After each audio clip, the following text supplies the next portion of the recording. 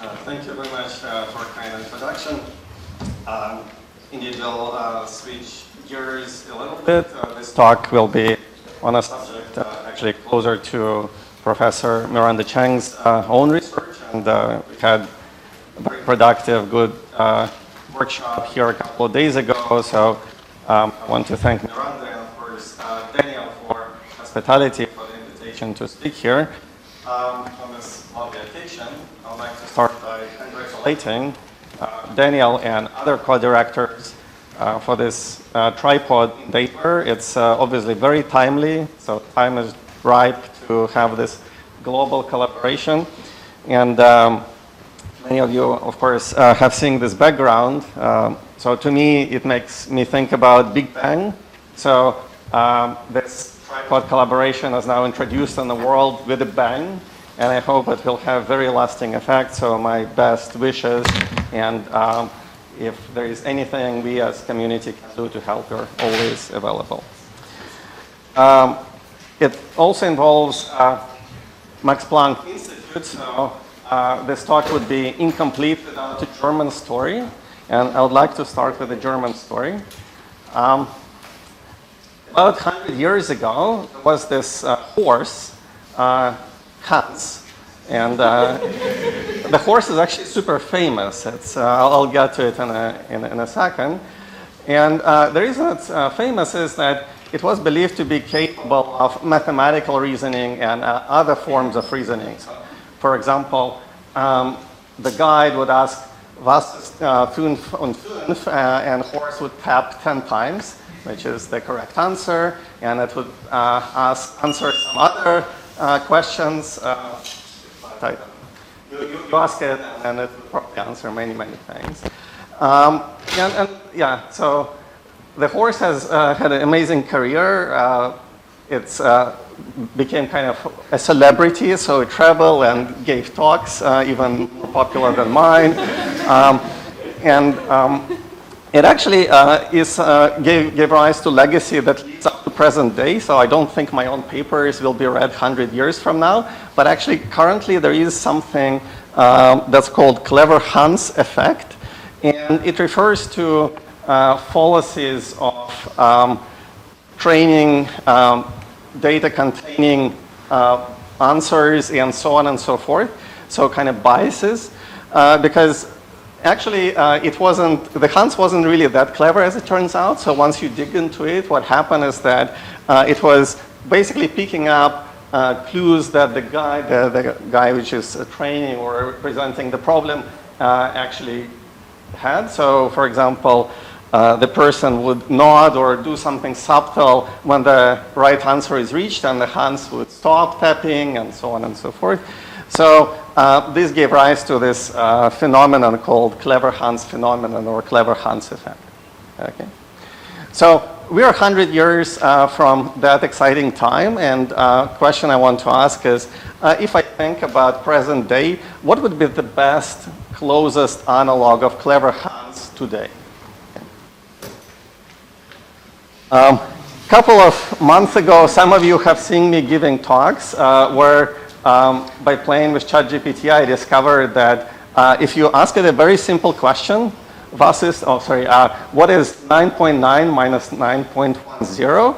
It would give this answer. In fact, I'm happy to do this demonstration today as well. I have GPT 4.0 open in another window. So in Q&A, you can ask me, I'll do it for you.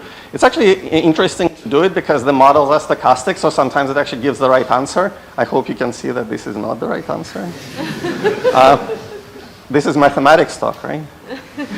So, yeah, and sometimes it would give right answer, sometimes it would actually give wrong answer, but the sort of right reasoning, and it's actually fun to play with this. So if you're bored with my talk, I suggest, and you have GPT 4.0 or other models, play with it during the talk. I wouldn't be offended. It's actually going to be very relevant.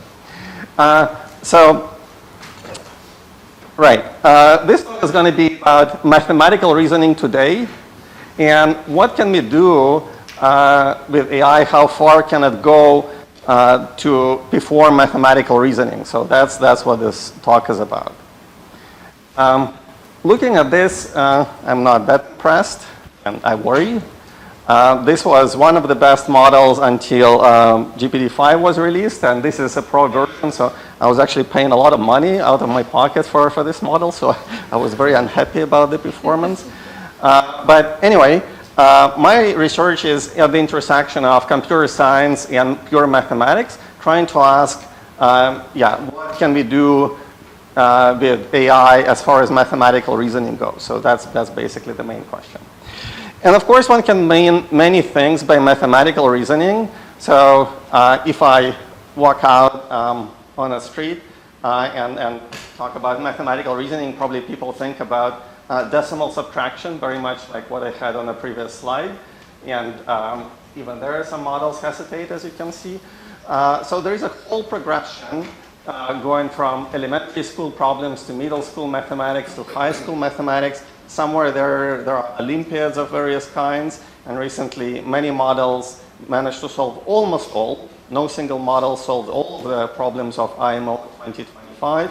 And then going through progression, we get to undergraduate level mathematics, graduate level, research level type math problems that we mathematicians try to solve on a daily basis. But so basically something we know how to solve, but it requires about a day of effort or sometimes weeks or months. Then we get to actually harder problems, problems that we don't know how to solve sometimes for years. And further down the list, there are most ambitious problems, such as Millennium Prize problems that stood the test of time for decades and sometimes centuries. Okay. So here I indicated that general purpose model, such as one of those language models or similar tools, sits still quite far in this diagram very early. So they're very, very far from professional research level mathematics, where I would love to see the impact, where I would love to see things go. And one way you should think about this talk is a question like, okay, we're very far from getting any kind of language model solving Riemann hypothesis. That's just unrealistic to think about. But what would it take for AI system to actually solve some of the hard, really challenging math problems, such as Riemann hypothesis, and I'll give you a couple of other examples further down the line.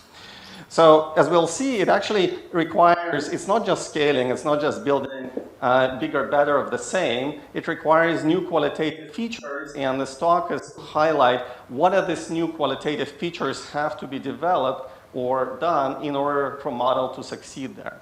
It's not obvious at all that this will happen, but I want to fantasize, if this happens, again, what needs to be done. One remark may be about this progression of complexity or difficulty, if you wish, is that so far as models progressed through the first few layers, it usually took about 2-3 years to go from one level to the next. So, for example, several companies who participated in this AI International Math Olympiad Challenge, they did a lot of hard work for the past couple of years. So the time scale of going from one stage to the next is about 2 to 3 years. So I want to caution you that don't immediately make a projection that you see, for example, 5 levels down the line, and we just multiply that by 2 or 3. That's not exactly the right thing to do, because there are lots of unknown unknowns. So far, in the first few stages, what went into training these models is a lot of data produced by humans, for example, textbooks with math problems, very simple, high school, middle school, elementary school, even Olympiad problems, that we have reasonably in abundance compared to how many solutions of Riemann hypothesis we have. So the amount of training data as we go down will certainly decrease. So that could be indication that progress won't be as fast. But I want to counter that by saying, well, AI is very popular these days. Many people go into it, so the field is still growing. So maybe this will increase the chances of revolutions, which will make the progression faster. So there are lots of unknown unknowns going forward. So it's actually dangerous to speculate, in my opinion, about what the progress will look like. But I just wanted to point out that so far it's been 2 or 3 years to go from one stage to the next. What I'm interested in this talk is getting to the bottom 2 levels, basically hardest complexity complexity, which again is not definitely achievable by general purpose models, but I'll ask a question, can we do a custom model that can get us there? And hopefully this will teach us some good lessons. So in this talk, I want to convey a couple of ideas, and these are the main ideas. So first, I want to convince you that many math problems, challenging high-level research mathematics problems, can be formulated as games. So that makes mathematics fun, research-level mathematics. Then one of the main points in this talk is to explain what is the hardness, namely what makes hard research-level math problems more difficult compared to, say, high school or graduate level math problems. And the third topic is something I'm actually not going to talk about, but the talk will naturally lead to it, so I invite you to think about it or even ask questions, namely the question of hardness, whether this is really the same for computer systems versus human performers. Since we're going to talk about hard problems in mathematics, first natural question is what makes a problem hard?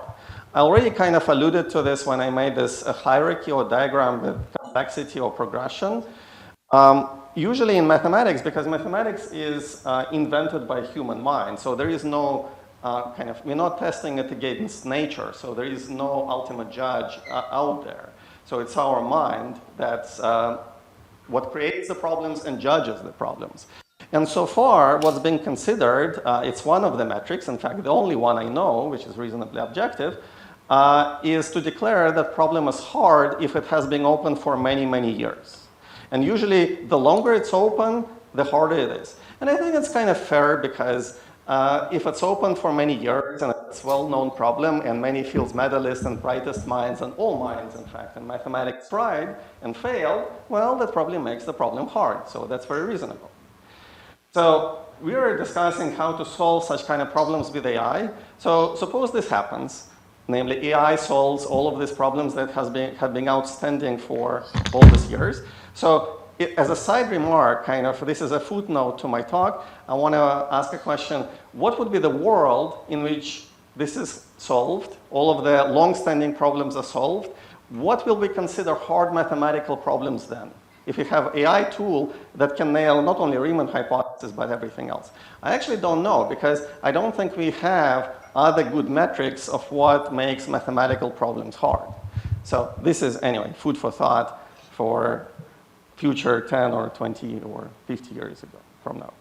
In any case, from now, I'll try to ask about hard problems, meaning maximizing this metric of how many years the problem remained open. So what kind of problems we try to solve in mathematics? So how does the work look like?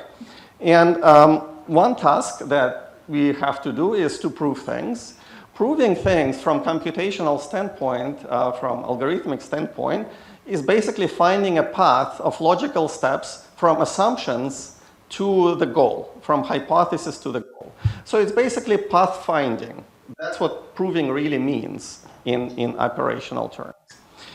And this is actually very close to what AI systems and other computer systems can do, so that's actually good. And these days, the effort of formalizing mathematics, namely rewriting mathematical theorems in formal languages such as Lean, Clock, or Isabelle, makes it even more suitable for such applications because this languages formalize the logical steps. Instead of trying to express our arguments in natural language, we can find the suitable word or sentence, for example, in Lean, as illustrated on this slide. And that becomes an executable sequence of steps, which compiles very much like any other computer code, basically. So from this point of view, trying to find a proof is basically finding a sequence of, say, Lean steps that go from hypothesis to the goal. It's a very specific task. So what makes, and this is on the slide, I have illustration of some of the quite well-known but simple undergraduate level theorems. You can find more on this side that I mentioned or on many other sides. MathLib is a typical repository for such Lean type statements and proofs. And what we see here is that proof here is not very long. It's only a couple of lines of code, in this case of lean code. And if you ask what makes the difference between easy problem and hard problem from this point of view, it's actually the length of the path from hypothesis to the goal. So if you ask about professional high-level research paper, some kind of theorem that you want to express in lean, one characteristic of that theorem or proof that you'll see is that proof is not going to be as short. It will probably be pages and pages of lean code. And if we ask about something of much higher level, such as Millennium Prize problem, such as Riemann hypothesis, for example, what would the proof look like? It could be millions and billions of lean steps. So that's why we don't have it yet, because it's hard to find. It's a very long logical path that we haven't seen so far. So from the viewpoint of constructing proofs, which is roughly half of the work of mathematicians, hard problems are characterized by very, very long sequences of steps, which are way beyond just 30 or 40 steps that you see here. Okay? Another thing that mathematicians often do is trying to prove or disprove conjectures, finding examples. This is usually building intuition before we try to prove some general statement when we believe in something. And many important problems, long-standing problems, have the following flavor that I also illustrate here. There also can be expressed as a search for something, which is really a hard, delicate search. And the illustration here is that of Ramsey numbers. So this is a problem in combinatorics that's based on Ramsey's theorem. And Ramsey's theorem says that if you pick two numbers, say R and S, then there exists a minimal size of a complete graph on some number of vertices, such that no matter how you bicolor edges of this graph, either in blue or red, you're always going to find either complete subgraph, blue subgraph of size R, or complete red subgraph of size S. So here I specify the problem with two numbers, but even the diagonal case where R is equal to S is still very interesting, it's open, and so on and so forth. So in particular, because the conditions I just phrased are asking for a minimal number of vertices, you have to demonstrate that for smaller number it's not possible.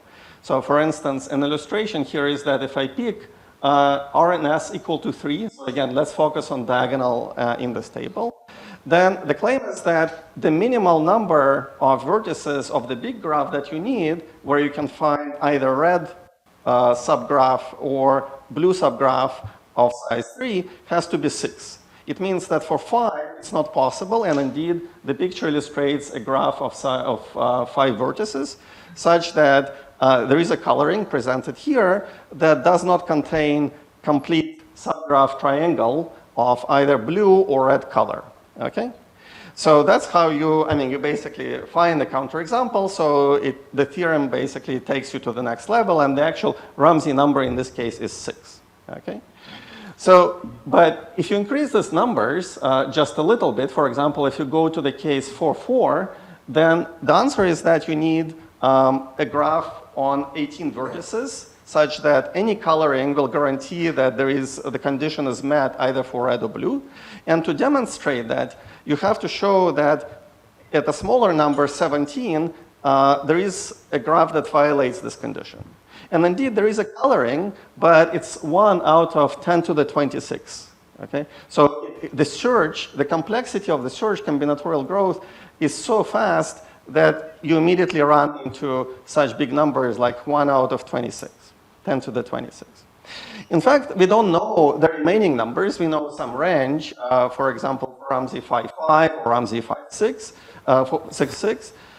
And Erdős, a famous mathematician who spent some time thinking about this problem, has the story that he said that if aliens come to Earth and demand that we present the Ramsey number 5.5, we should basically unite all forces of our planet, including the NTU, Max Planck, and IAS Center, so kind of be united and global, and then we have a chance.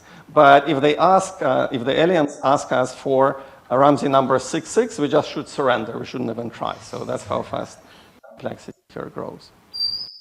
So my point here is that whether you're trying to prove a statement or disprove conjecture or find some example, it often is a search problem. And what distinguishes really hard problems is that it's usually a very, very hard search, either in a big search space or the path length, for example, if you're thinking about the proof, is very long. So it becomes a very deep, non-trivial search. Which is maybe not a bad thing, because if every problem can be formulated as a search for instance or path satisfying certain conditions, that's exactly what self-driving cars, autonomous vehicles, and other systems do. So this belongs to a branch of AI research and machine learning called reinforcement learning, where there is an agent, it talks to environment, very much like human. It receives feedback, interacts again, and over the sequences of iterative interactions, learns what are the right moves, what are the successful and optimal choices. So that's how we learn things in life. So this looks actually quite promising. It's good that, again, my first point was that every math problem can be formulated as a game. So this research, AI research in particular, in reinforcement learning is all about playing games. You can think about it as training neural nets to play board games. In a second, I'll mention Atari games and so on, because all of this involve interacting with the environment, collecting rewards, and then improving your performance. So just to give you a little bit of an idea of timeline and how this research went over the past years. The recent revolution that we see, in particular, also involving language models and other tools, started about 10 years ago. And here there was good explosion of AI algorithms. So this is one of the first from DeepMind, called DeepQ Network, or DeepQN for short. And it was trained to play Atari games just from pixelated screens. And it was very successful. So, of course, later we know that a couple of years down the line, this was 2013, a bit later, AlphaGo came about, and AI systems that play board games such as chess and Go. But if you think about it, games of chess and Go are much simpler than the games that we're asking for in mathematics, because typical game of chess lasts only 30 or 40 moves. And if you ask what is the longest, like extreme game of chess, the longest recorded game of chess in history only lasted about 300 moves. In fact, not even that. So the games of chess and also Go are actually pretty short games. And they're also easy in the sense that generic game and the longest game, they're almost of the same order of magnitude, maybe differ just by one order of magnitude.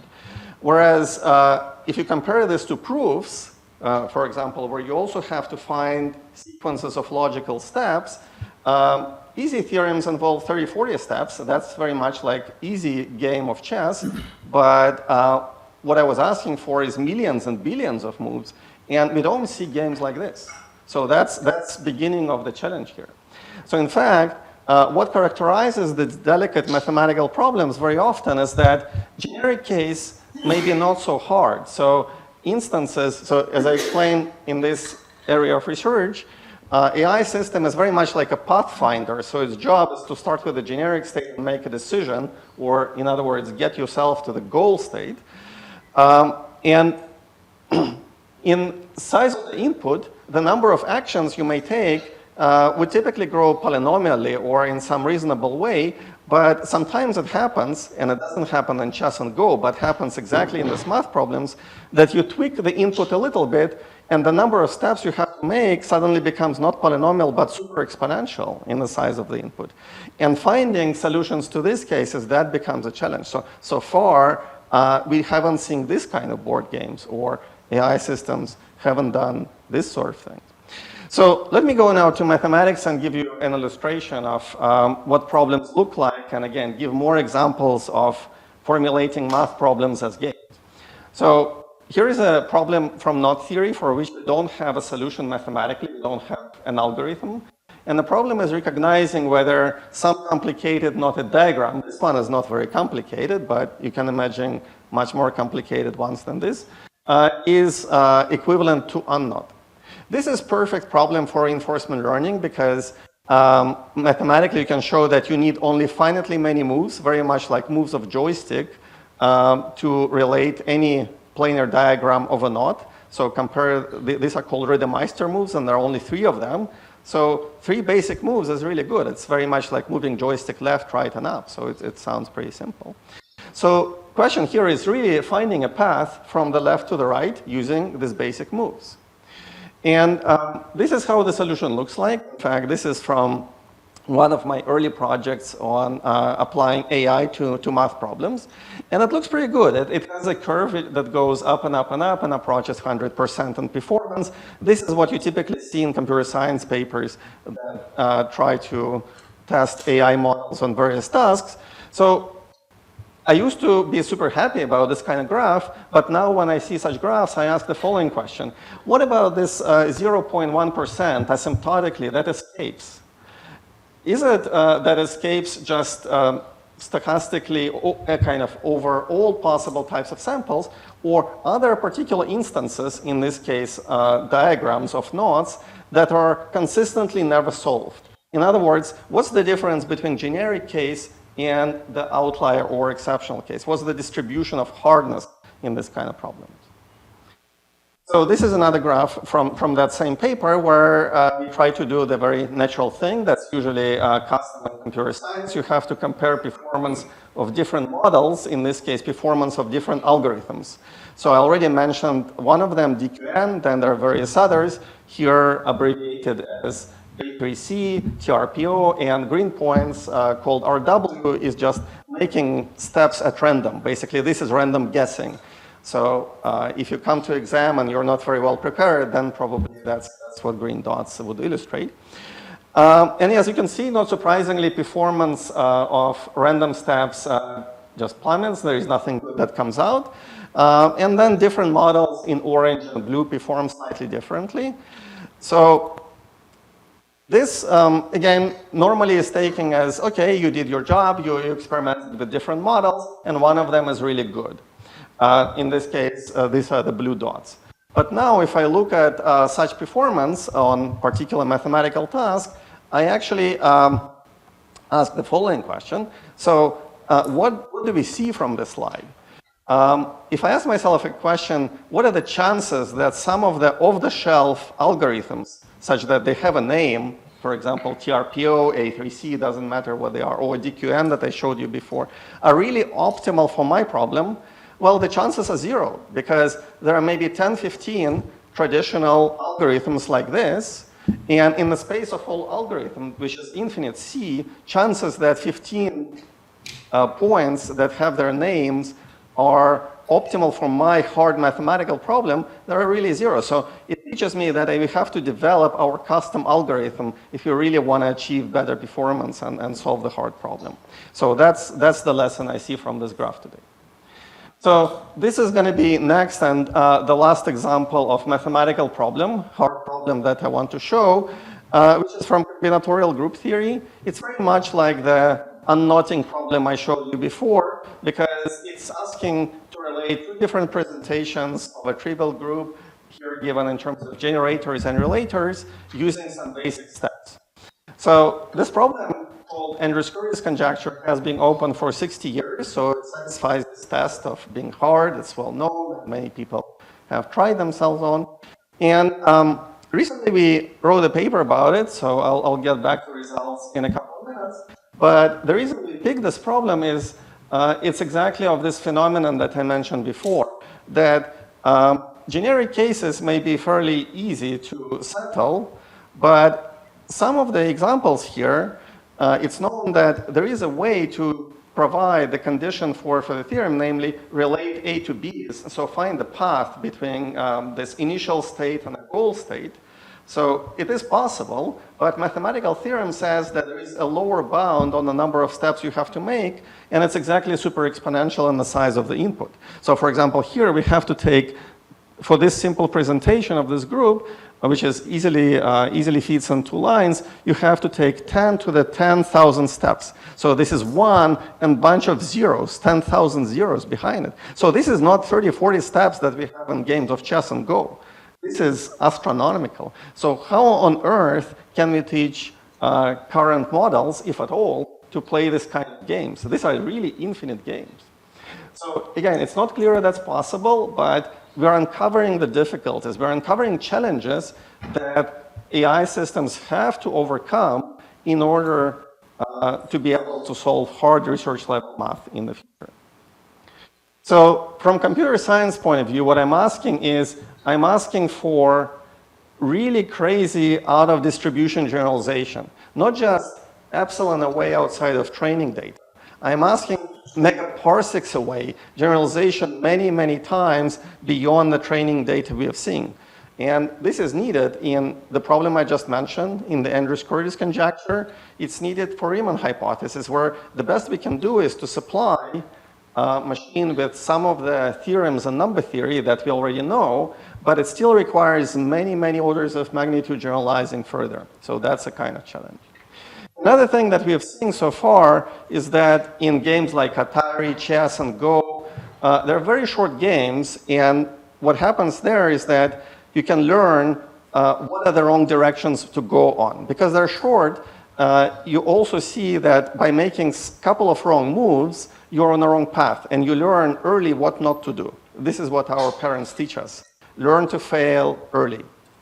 In the games that I'm talking about, if you have to make 10 to the 10,000 moves, as we saw in the case of Andrews-Curtis conjecture, we can be going for millions and billions of moves without knowing if you're on the wrong path or right path. So that's the challenge from computer science perspective. So here I also want to indicate in the lower part of the diagram or the slide, another aspect that I mentioned earlier, that what distinguishes easy problems and hard problems in math is often the distribution of generic case and the hard case. So in many hard problems, the hardness comes from the fact that distribution is very non-uniform. And what we really want to know is very far out on the tail. So there are many quantities around us that sometimes have very nice distribution. For example, I already mentioned the length of game of chess. Typical game and longest game are pretty much of the same length. About the height of the people, for example, on a planet, we can say the same thing. That height varies, of course, but we're not going to find a person whose height is, say, 1 million times the average height, right? But in hard math problems, that's exactly what happens. The general case and the interesting case that we care about, they differ significantly, sometimes by many, many orders of magnitude. So this has been a question in computer science community. In fact, in Atari games that were used as benchmark for training models, and in this paper that I mentioned from about 10 years ago, there is a distribution of performance on different games. And what we usually see is success stories. But that very paper has this diagram which has one game that received exactly 0 score. So it means this DQN algorithm didn't manage to get a single point on this game. So this game was hard, so we can try to ask what are the lessons here. And it's actually not as hard as mathematical cases we care about. So it's a simple game where you have to navigate the labyrinth, collect some keys, go from one room to another, and so on. And this game, which is very esoteric, I don't play Atari games, so Montezuma Revenge meant nothing to me until AI research. But this kind of became famous in AI community. So people were obsessed and trying to get human level and expert level performance on this particular game called Montezuma's Revenge. And it took about 10 years until we actually managed to overcome this challenge. And as the name suggests, that model that performs really well really does well on exploration. So what's important for these games, for this generalization, is exploration aspect of it. So that's one lesson, but again, it's a very simple game. Unfortunately, even though it took 10 years of algorithm development to get there, it's still not enough by far for these hard mathematical searches that we care about.